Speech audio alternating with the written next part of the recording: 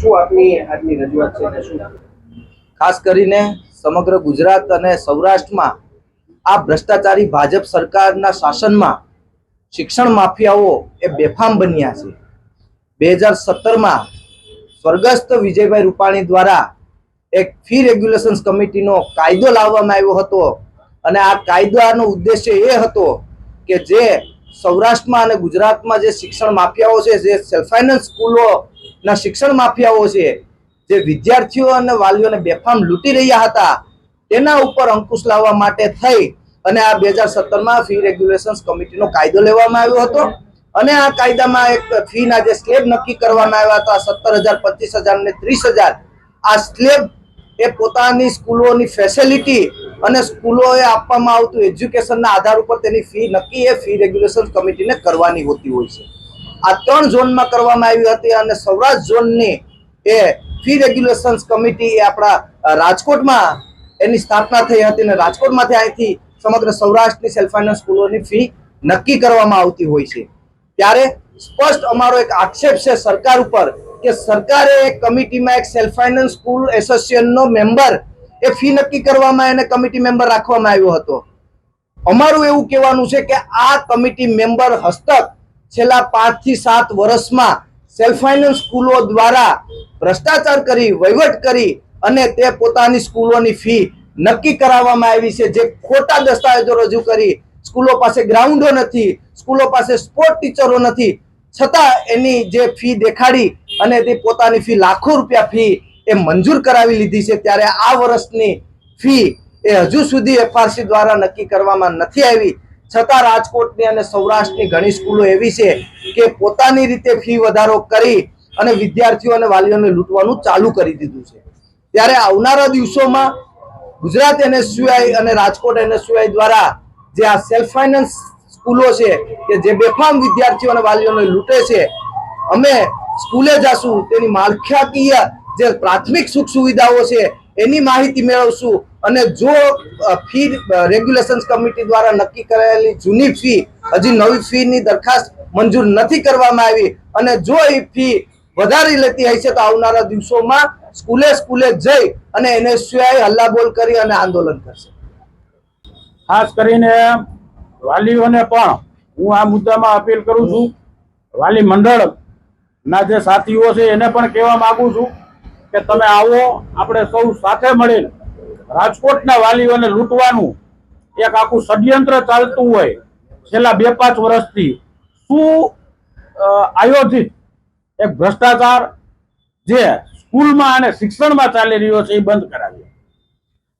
સ્કૂલની અંદર રાજકોટમાં જે રીતના ટીઆરપી કાંડ હોય, જે રીતના બનાવો બન્યા, ત્યારબાદ સ્કૂલમાં ફરજિયાત ફાયર એનઓસી હોવું જોઈએ।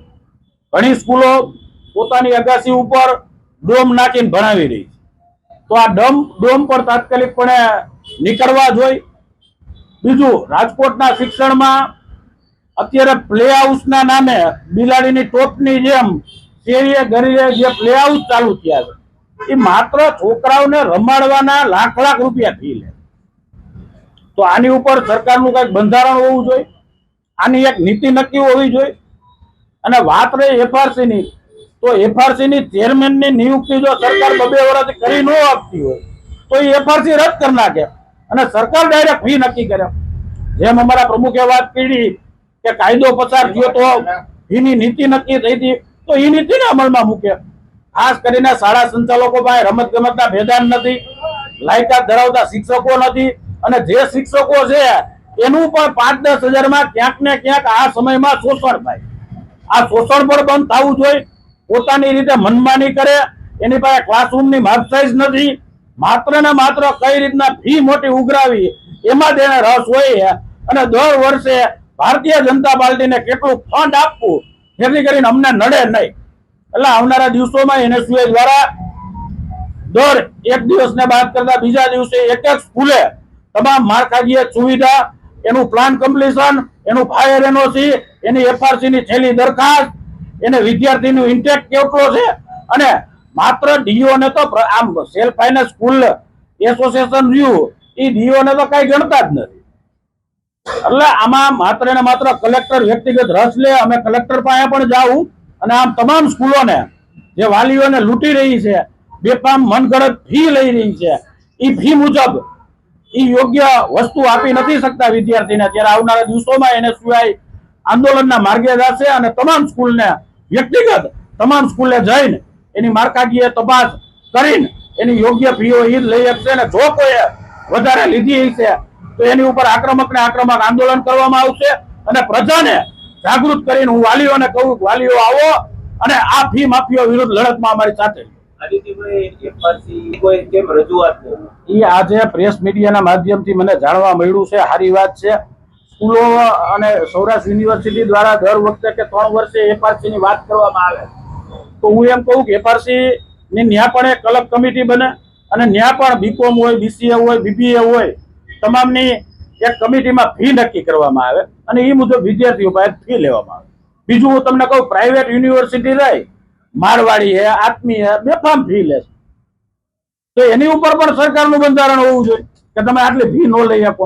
એટલે આ તમામ વસ્તુઓ વિદ્યાર્થીઓને લાભ થાય એ દિશામાં એને સિવાય હર હંમેશ કાર્યરત રહ્યું છે અને આગામી દિવસોમાં આ મુદ્દે પણ રજૂઆત કરવામાં આવશે.